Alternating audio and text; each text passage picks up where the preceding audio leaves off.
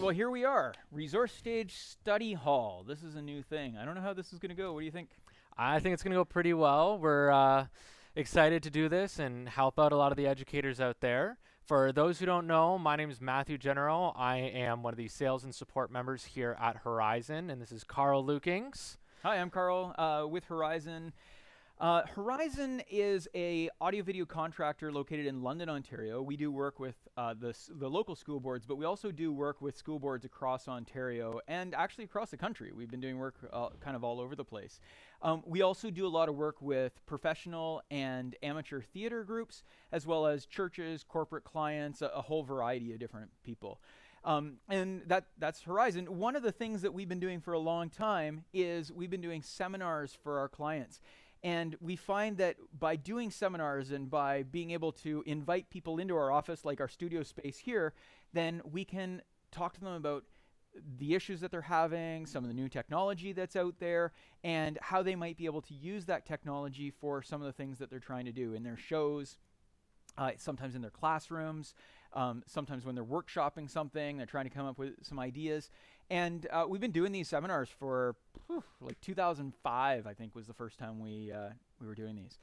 So we'd like to welcome you to the first Resource Stage Study Hall that is specifically for educators. Yeah, so Study Hall's purpose is all to help educate these educators on different aspects of technical theater and things in this industry, because we find more and more that you guys have provided the tools, but you're not necessarily provided how to use them. So we want to help walk you through that and simplify it, so that way you can get control of your situation. Right. The other side of it is that we know that sometimes as educators, you're expected that, well, you're the music teacher, so you must understand how this equipment works. What do we need to buy? And sometimes, you know, maybe when you're in college or in university, those things, you use this product, but that product is no longer available, and you're trying to get the latest and greatest and all that kind of stuff. So we're here to try to help you so that you've got a further understanding of what some of the newer technologies are and that sort of thing. But today, with Study Hall, we're going to just talk about the basics of a sound system. And, you know, this is something that lots of people have sound systems. You know, we all have some level of sound system in our car. I mean, when you think about it, all of the components of the sound systems we're talking about today are in your car in some way, shape, or form. Yeah. So let's jump right into it. The first piece of any sound system is the input. Right. So with the input, that could be a microphone, that could be a guitar, things like that we'll touch on later. But specifically right now, we're just looking at that audio source. Right. Some sort of source that's going to be either capturing audio or producing audio. Mm-hmm. Then the next piece we need in the chain is the mixer, and not like your KitchenAid one. This is the one that's changing your audio and controlling how high and how low the different volumes of different inputs are. Right, right. We're going to actually have another study hall session just talking about mixers, as well as a full-on resource stage here in our office coming in a couple of months. Yeah. But the mixer is definitely needed because you've got those inputs coming in. How are you going to adjust volume and that sort of thing? Mm-hmm. The next piece, we have the amplifier. So we can think of this as the power supply of what's sending that power to speakers. Right. Because you're not going to get anything unless they're getting power. Right. So the amplifier is going to help send that signal along the signal chain. Right. Okay. So the power supply then feeds, as you've already said, the speakers. And the speakers are, you know, pretty important. There's all kinds of good quality, inexpensive quality, all kinds of different types of speakers. But at the end of the day, this is the signal chain in a basic system. We've got audio coming in, into the mixer, into the amplifier, into the speakers. I said that this is something in your car, right? Yeah. Well, in your car, you've got your, you know, your radio goes to the mixer, volume control, right? Goes to the amplifier, goes to the speaker. Mm. Now, often, some of these pieces get chunked together. So most often we see mixers and amplifiers being kind of stuck together. And here's a good example that we see into lots of schools, sometimes into churches, sometimes into community theaters. Yeah. This idea of taking a mixer and coupling it with the amplifier into a Powered mixer. powered mixer, right? So the powered mixer is taking that amplifier power and the mixer together, but in a sort of way, so that way it's powering the speakers, and then it's taking that input control, and that way you're not carrying around, oh, this big amplifier, oh, this big mixer. Throw it together, plug it into your speakers, and then you're set. To be perfectly honest, I'm not a big fan of these. Yeah. And I'll tell you why. Because often the amplifier that's in these is not big enough to do a lot. It's usually too small, and then sometimes what'll happen is somebody will say, well, I want to plug 2 speakers into one output and 2 speakers into another, and it's just not designed to do that. This is a good starter system for lots of schools. It's a good starter system for some of our small church clients, but it's not the kind of thing that we typically would recommend. Now, there's another twist on this. If this is a powered mixer, the other option would be a mixer amplifier. Something we typically would see more like into, say, a dentist office. Retail stores. Yeah, right. Retail stores. A lot of restaurants and that we see that in the back, and how they're getting that audio from football game and things like that. Yeah, exactly. Or what about in the office at your school? Yeah, it's the secretary's office and that's how they're going to be playing things over the PA system and things like that. That's a very common use that we see with these mixer amplifiers. Right. Usually, if you go back to the other one, there's a lot of knobs on there, a lot of control with more inputs. When you're getting into a mixer amplifier, it's mostly really just volume control. We don't recommend these to stage use. Certainly we install them into retail environments and we install them into other environments, but not really for stage use. There's just not enough control in them, and they usually don't have enough output on the amplifier. Yeah. So that is the mixer amplifier stuck together. It goes further than that, though, because why not? We can build more things into one box, and that would be this. Yeah, so this is when we're getting to the all-in-one. Right. So this is going to be something like the powered speakers. Right. Which is going to be like the K12 unit that we'll bring up here. Yeah, we've got a picture of one of those. Yep. So this is what we have when we're taking for rentals and things like that. We have these in our own inventory. We love these units because you get the mixer, the amplifier, and the speaker all in one. Right. So you're able to use that for a lot of things, like track and field meets and your gymnasium if you're holding events, or even mass in some cases. We see a lot of uses for these. Yeah, absolutely. So let's talk a little bit about, because I already said I wasn't a big fan of the powered mixer, so maybe I should talk about why it is we do like these, though. Yeah. So if you look at the back of the powered speaker here, and I'm hoping that you can see this okay, but on the back of the powered speaker, it has some processing, a little display there. But it has 3 volume controls, and each of those volume controls are for the 3 different inputs. The one input can be used as a mic line input. That's a funky connector, but you can plug a microphone or a line from a mixer. It's cool. Right into there. You can plug a second line in, and you can plug in a stereo connector coming from a phone or a tablet or something of that sort if you want to. So it's a small mixer in a speaker cabinet that has an amplifier built specifically for that speaker. We're going to come back and talk about that in a second. It is a complete system within one box. All you're missing is the input. Exactly. Yeah, this is one of the ones that we recommend because of that all-in-one capability. Right. And we'll talk more about how that can affect your modular options and things like that. Well, yeah, okay, so let's actually jump into that before we get to the next piece. If I take a microphone and I plug it into the first input here, and let's say I want to plug a second speaker in. All right, how would I do that? So on something like this, you're going to get that audio out where it says mix out, right, where you can take that and code it right to the next speaker. Right. But it has to be a speaker that has its own power. Yeah, right. So then that way you can use one speaker as your mixer, and then you can jump to the next speaker, Going back to the example that you already used, let's say it is track and field day, and you need to play a bit of music. You go into one of the inputs to play a bit of music, and then you put a microphone in there to make some announcements, and then you can daisy chain with a balanced cable, with an XLR cable from the one to the next. Now, I just use the term balanced cable. We're going to talk about that a little bit later. If you want to stick around, we've got some extra stuff that we're going to talk about later on, so we'll get to that. Okay? Yeah. All right. So one input into one device. Now, we're not here just to say that the powered mixer is, or the powered speaker is the best. In fact, we actually, although we sell lots of them, we sell lots of traditional sound systems as well. Absolutely, yeah. So the traditional sound system has some pros. Yeah, so some of the pros on these guys is that you get more inputs, and they're even expandable where you can add different inputs and things like that to it after the fact. Right. It's not like it's one system that's built in and it fails, it's gone.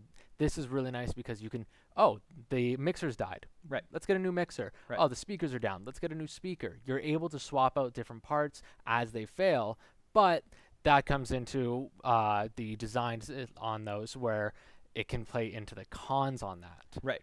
Okay. So then, well, actually, I want to touch on one thing here. It's a designed system when we use a traditional system. So we can take a speaker and we can say, this is the right speaker for this application. Be very specific about what that speaker is, what that amplifier is, that kind of thing. Whereas if you're going into, say, like a music store, or you're coming to Horizon or somewhere, and you want to just buy a powered speaker, whatever the dispersion pattern is of that speaker, whatever loudness, whatever volume that speaker can hit is really dictated by the manufacturer, as opposed to being able to pick and choose that speaker with that amplifier. Mm-hmm. It allows you to be more specific. The cons, though, is they become more expensive. I mean, you're buying a whole bunch of different pieces, and you've got different pieces that fit together, so it's a little bit more expensive that way. Yeah, exactly. The more that can go wrong, the more it costs to replace, but you do get that custom ability to pick and choose as you please. So what are some of the pros to a powered speaker or a more integrated system that has all the pieces? Honestly, the first thing I can think of is usability. I can pick that thing up, bring it without having to carry a mixer in one arm, speaker in the other, and that. It's all one system. It's more portable. They're a lot more user-friendly. So when you have people who are using it in gymnasiums, or even if you want to use it in your classroom for a movie or something for your show, right. It's a very all-in-one. You plug it right in. You don't have to worry about plugging in 3 different things. And the price on them. These units are usually a lot less expensive than an entire integrated designed system like before. Right. But that also plays into the modular ability where you're not replacing individual parts on it. Right, that's true. And so just to clarify, let's say you said, well, wait a minute, these integrated systems seem great because you're talking about how they're really easy and all this kind of stuff. Mm-hmm. That's true, except that if I go out and I buy a Hyundai Accent with an automatic transmission and I want to go into a race, even if it's just a local race. I'm not going to the Indy, but I'm just going to go to a local race. Delaware, yeah. Okay, sure. It's probably not the car I want. I probably want a car where I can be more specific about my tires, more specific about my transmission and my engine, that kind of stuff. Mm-hmm. So you need to decide, what is it? Are you driving to school every day, or are you going to go and have some fun on the racetrack? So I hit the wrong button. 1 second. Okay, there we go. So if you have some cons of this, less inputs, usually just a couple inputs, a little bit less versatile if depending on how big you need and how small you need and all that kind of stuff. Mm-hmm. They can only be expanded so far, and when it breaks, it's broken. So if the amplifier goes in the powered speaker, you're going to have to send it off to get it fixed. If the mixer part goes, send it off, get it fixed. Speaker goes, send it off, get it fixed. It's all integrated together, so one goes, they all fall down. Right. Now, we do have rental pieces to help you out, but either way, if the whole thing goes down, as opposed to a system that has different components where, if we take a look back at our diagram here, we've got a bunch of different pieces. If one of those pieces needs to be replaced, then we can do that. Yep. Absolutely. Okay, so that's those two options. They're very, very common. We've got lots of clients who have a mixture of both of those things, and that's great. So let's talk about, for a second, different kinds of inputs. Yeah, so there's many different inputs. You think of it as a sound source. Right. So the first one we usually see is a microphone. Right. Now, this microphone, it could be the ones on our heads right now. It could be a handheld.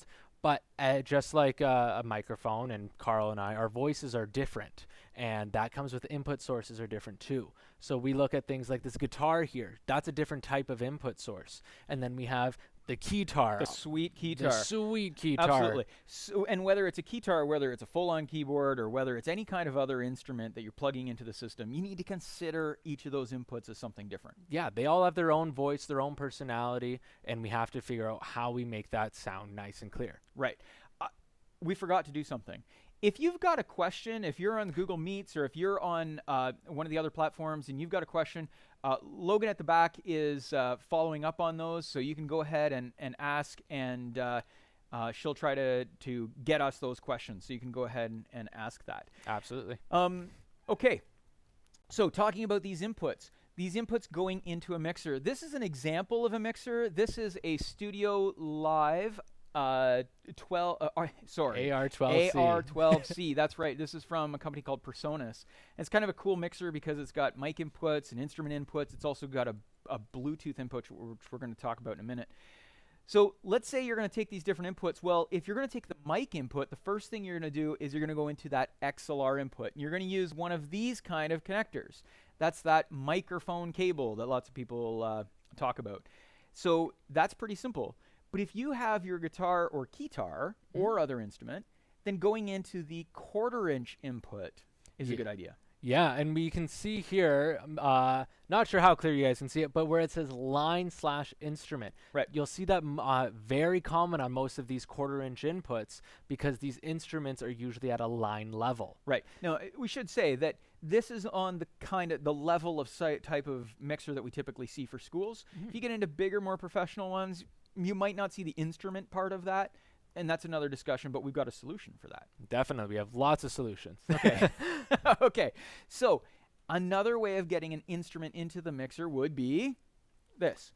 So this is a DI box. And if you want to stick around a little bit later on, we are going to talk about some other options with DI boxes, but this will be a good start. So a DI box is a device that takes a 1/4 inch input from an instrument. We go 1/4 inch into it, and then XLR out of there to go to the mixer. So again, 1/4 inch in over here on this side, XLR out, and then we can go straight into our mixer. Yeah, okay? Absolutely.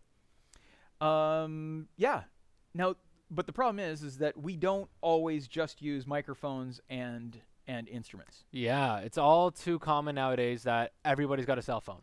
Yep. Even kids, they want to play their presentations. They want to show you a song off their phone and that in the classroom. Well, then we have to consider how are we going to get your phone, your laptop into your audio system. Yep. And this is where sometimes things get a little bit funky. Absolutely. Because so often people will go to that Rubbermaid tub that they have and they start pulling out the adapters. And they're like, okay, what about this? Can this work? And they, sometimes they have those towers with the white drawers. The rolling cart with the projector. Yeah, that one, yeah. And then they pull that out and they've got a whole pile of cables in there. I have a sneaky suspicion that some of the teachers watching have seen that. Feeling a little guilty. Maybe. But, there's all kinds of adapters and things in there, and everybody's trying to find the right one to make it work, and it becomes this weird thing. Mm-hmm. Probably not the right solution. One of the things that we're seeing in a lot of situations is people wanting to go to Bluetooth. Exactly. So Bluetooth is a consumer technology. It's not something that we see in a lot of professional venues and that because it's not reliable yet. So here's the thing though. Bluetooth is awesome in my car. Yeah. It's great in my living room.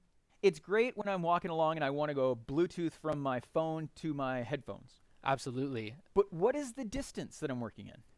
What, 15 feet max? Well, 20 feet? My car is not 15 feet long, at least a lot from you didn't bring the stretch. Not from the front seat to the back. Yeah, okay. But my, from my pocket to my ears is not 15 feet. Bluetooth has these limitations because it's a consumer technology. It's designed to only work in certain distances. Yeah, and another thing with Bluetooth we have to consider, like I said, everyone's got a cell phone nowadays. Right. That's more and more of these Bluetooth signals up in the air, jamming these frequencies and getting in there. Right. You have to consider things like interference. Okay, but would you say that having Bluetooth as part of your sound system is a bad idea? Not at all. Okay. Especially in the classrooms and schools. Yep. Because it's how user-friendly and how easy it is to get into your system. Right. So if you are wanting to add the ability to connect your computer, or if your Chromebook has Bluetooth, or your phone or your tablet, then connecting it to the sound system in your classroom through Bluetooth is great. Connecting it to the sound system in your gym for gym class, it's great. Might be great. Yeah. Do you want to do it for the assembly or for the concert where you have all the parents and grandparents and everybody there, and now you have more people in the room and more cell phone signals and everything else. Do you want to connect with Bluetooth then? Not one bit. I wouldn't, but that's not to say it doesn't happen. I'm not to say that you haven't successfully done that. Yeah. I'm just saying it's not what I would typically do. So what we will typically do is we will look for a way to go wired. Yeah. So with when we're looking to go wired, we're looking at one of these DI boxes again, like Carl was saying. DI stands for direct injection. Right. So most commonly, we're looking at something like this. This is the StageWook SB5, and you can see right on it, it says laptop. Because we see these often connected to laptops. Now, this was designed, before smartphones were the most popular thing, or also probably say laptop and smartphone. Sure. But that's something that you'll probably see. They come in different shapes and sizes, but this is one of the ones that we typically use.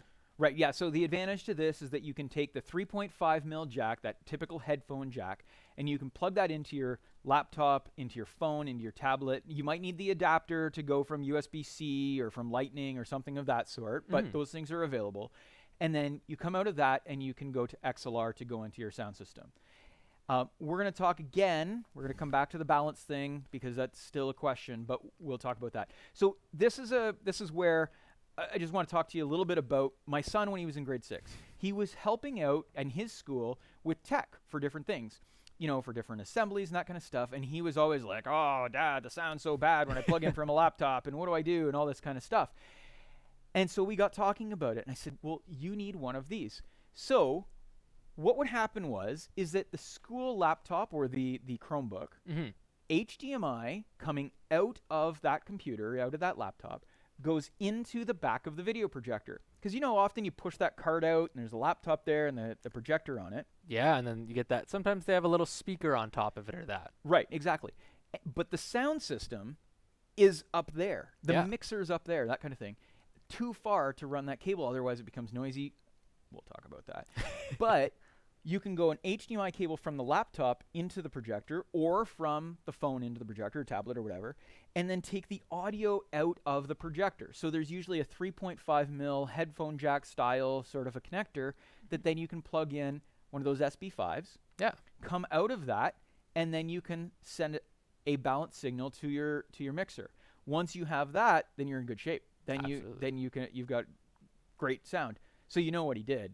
He came to work one day and took one of these adapters and put it in his school bag so that whenever he was doing something at school, he had the adapter. That's where that went. That's where that one went. That's exactly it. All right, so we've talked about a bunch of different things. Just want to touch on one more thing about the basic sound system. What if you want to be able to hear back onto the stage? Your kids in the choir, they're kids that are in the, in their drama or whatever in the show. They need to be able to hear what's going on. They got to be able to hear the piano. Yeah. They need to be able to hear the tracks. They need to maybe hear themselves a little bit to give them a bit more confidence, that kind of thing.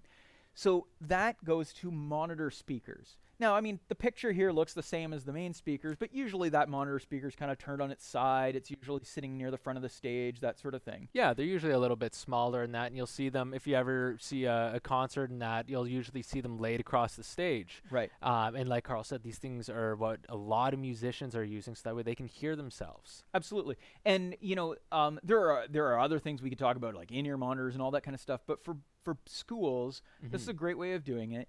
And sometimes they're referred to as the fold-back monitor, but it's that idea that you can stand there and you can hear what's going on. Now, we are going to talk about this more in a few months when we talk about mixers. And we're going to talk about how audio gets sent in different directions. But let's just say that you can take the main output to go to your main speakers, and then you can take the auxiliary output to go to your monitor speakers, giving you the ability to send a different volume and slightly different audio sources to your monitors, different than to your main speakers. But that's another discussion that we're going to want to get into another time when we have more time. We just covered a ton of things in 25 minutes. Yeah. So, Logan, I don't know if you've got any questions back there. Do you have anything? No questions not at this yet. point? Okay, that's great. Yeah. So if there's no question, Matthew, any questions? Not yet. If you guys have any questions, though, just because we're asking now doesn't mean you can't answer. We can't answer some later on. Absolutely. We can always email or call us, and we'd be happy to answer any questions that anyone has. Or stick around after for some extra credit shortly, and we'd be happy to answer any questions about that. Like Carl said, there's a lot to go over, but we're here to help anyway. Yeah, absolutely. And if you're wondering how do you get a hold of Horizon, you can find us at horizonsolutions.net. You can also email us. You can email sales@horizonsolutions.net, or you can email Matthew at horizonsolutions.net, Carl at horizonsolutions.net, and we can get a hold of you there, or we can help you out there if you've got any questions. So this is the end of the first study hall. This is the end of our first section. We have some extra credit stuff to go over with you, but if you need to go home, go home. You can catch up with it later. If you don't want to hear anything about this, don't worry about it. If you get into it and then go, oh my goodness, what are they talking about? We totally get it. It's totally fine. But what we're going to do now is we're going to take a couple of extra minutes and talk about balanced versus unbalanced audio signals, because this is one of the most misunderstood things next to potentially phantom power, which we're not talking about today. We'll talk about another time. But balanced and unbalanced cables, why do we want to pick balanced, actually? Yeah. Okay. So let's get into this. Let's do it. All right? Okay. First of all, why is balanced better? Well, So balanced audio, it's cleaner. So you're not getting any interference noise. Sometimes you listen to your dad's old phonograph or that, and you hear that kind of crackling noise. no, and you're that. not talking about the needle. I'm You're not talking talking about the noise needle. Yeah. I'm talking about that cable on the back. Maybe and that hum. That right? hum, exactly. That hum, it's that 60 cycle hum, that in the Yeah. background, that kind of a thing. That Exactly. was a terrible 60 cycle hum, but you know what I mean. Yeah, Okay. we understand it. All right. And another thing about balance is that balanced audio can go further. Sometimes you get cables and you can only go about maybe 5, 6, 15 feet Right. while getting that kind of noise. Not much better. No. And balanced audio is going to be able to carry that clean audio over hundreds of feet. Okay, so before we get into what balanced audio is, let's talk about what unbalanced audio is and see see if we can identify it. Mhm. You see unbalanced audio around you in the world way more than you see balanced audio. We see balanced audio all the time here and in the work that we do, Yeah. but unbalanced audio is what you're going to see around your home and around the school and that sort of thing. Mhm. These are some of the common connectors that you're going to see. A 1/4-inch connector on your guitar. Yeah. A 1/4-inch connector on your keyboard, your keytar, or anything like that you're coming out of. Your amplified accordion. Oh, There yes. you go, with the pickup in it. Yes. I do a little bit of polka on the side. Do you now? That's for another resource stage. So that 1/4-inch connector has a tip and a sleeve. We often refer to that as a TS connector, and the TS connector, it has 2 connection points. The tip and the sleeve, it's using 2 wires. These over here, these are RCA cables. I remember seeing RCA cables when I was a little kid, connecting from the phonograph into the stereo, from the tape deck into the stereo, from the VCR into the stereo, all of those kinds of things. But everything we're talking about is close. Mhm. We're going from my guitar to my amplifier. Going- Usually pretty close. Yeah, going from the TV to the VCR. Yeah, absolutely. Going like tape deck to your home phone, things like that. There's all sorts of different uses for them, like he's saying, but they're always close together. Yeah, they're always close together. Let's talk about there we go again. I'm hitting the wrong buttons. Let's talk a little bit about how unbalanced audio works and goes through, and then we will look at balanced audio. So if you have a source, and you see this signal here that looks kind of like a sine wave. If that's your source, that's the main sound that's coming in. When that's coming in, it's passing along one wire of those 2 wires in your unbalanced system. The other wire is essentially your ground wire. For simplistic terms, we're just going to call it our ground wire. When that sound goes across there, it can be susceptible to electrical noises. It can be susceptible to radio frequencies, that kind of thing, because that cable can become essentially an antenna. Yeah. When it becomes an antenna, it's going to pick up all of these other noises. Exactly, because you think about this, it's usually not like shielded or things like that. These are older cables a lot of the time, and you're picking up your dad's old cable and that.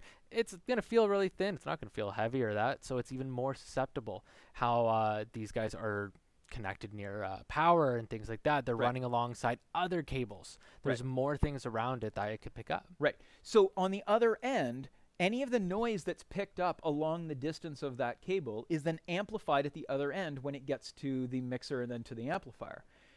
So we need to find a way to get rid of that noise, because once you get past a certain distance with unbalanced cables, then you're more susceptible to pick up that noise. That distance, good question. That distance is usually somewhere about 5, 10, maybe 15 feet. Once you get past 15 feet, you have a good chance that you're going to pick up some other noise. And sometimes it's as short as 5 feet if you've got cables kind of all around with electrical boxes and that sort of thing. Yeah, absolutely. On stage and that for small bands, things like that, you see them all over the place. Yep. And that's where you can get some of those issues, even with the smaller cables. Yeah, absolutely. Okay, so let's talk about balanced connectors. So this connector on my right, your left, is the XLR cable, or often referred to as a microphone cable. We tend to refer to it as an XLR3 cable. Some of the older generation might call it a Canon connector, because that was actually a brand name, was Canon who built XLR connectors. And it's pretty typical. That connector has 3 pins. That's important. We're going to come back to that. We also have this connector on the right-hand side, which is a tip ring sleeve connector, 1/4-inch connector, with tip, ring, and sleeve. You can see those 3 different sections. And that is really easily misunderstood. We're going to come back to that in a second, okay? All right, so balanced, this is what it looks like. We now have a source that is sending audio down 2 of the conductors. The third one is still that, for lack of a better term, ground, we'll call it today. Yeah. But source 1 and source 2 are exactly the same, except one is flipped. Okay? Yeah. So with this, we're seeing that noise and we're sending that signal. So you could be me talking into the microphone, and then it's flipped on one end to be the exact same thing, but reversing the polarity. That's right. So when we bring it to our output, what we're doing here with the balanced connector, there's electronics that take out that noise, because it's looking at these 2 frequencies of the signal going through, and it's saying, hey, this is the same, this is the same. What's different? Let's get rid of what's different and process that out. Actually, it's the opposite. Yeah. It actually sees the things that are the same between them, which would be the noise, and says, let's get rid of that. Let's get rid of the noise. Anything that is different because one is the mirror of the other, that's what we actually want. That's the good signal. That's what was produced at the very beginning. Anything that's noise that's along the line, anything that is the same on both of those 2 lines, if it's the same, then it's probably not supposed to be there. So it gets rid of it that way. Yeah. I hope that makes some sense. This is a diagram. The last 2 diagrams are actually courtesy of Avium, which is a company that we do some work with occasionally. And we were able to borrow these from their website because they've got some good resources there, and it's kind of helpful. So that's how balanced works. 3 pins. And it gives us the ability that electronics can look at that signal and say, I don't want that noise. I only want the good, clean signal. Yeah. Okay? Exactly. Yeah, Carl's got it. So let's talk about the confusing connectors. And this is typically these tip ring sleeve connectors. The reason they're confusing is that we see these all the time. We see them on headphones. We see them on all kinds of different things. And we look at them when we think, well, that's a stereo connector, right? Well, a stereo connection is actually 2 unbalanced signals being sent down one connector. One unbalanced signal is your left, one unbalanced signal is your right. And so those things are being both sent. If you look at your headphones, your old wired headphones, you plug it in and the cable splits off to your 2 ears, right? So that is that's what's going on there. The one on the left-hand side is a 3.5, or sometimes called an 1/8-inch connector. It is a tip ring sleeve connector with those 3 components. And again, usually that is a stereo connector. The one on the right-hand side is a little bit more confusing because often it's a stereo connector used for headphones or different things like that. But sometimes, including some of the equipment we're using here today, that is actually a balanced connector. So that connector is being used to send that balanced signal. It's mono, but it's being sent balanced. A lot to remember. It's easy to get confused in that with it, and that's where questions like this come in, and we have to work with our customers in that and help you guys figure it out. Because looking at this, somebody who's just, oh, it's an audio cable, this is an audio cable. Yep. You can't always tell. No, it usually if it is stereo, if it's a stereo signal coming, then it's usually going to be balanced, because you can't do balanced and stereo on 3 pins. You need more pins than that to make it work. Are there things that'll do it? That's a discussion for another day.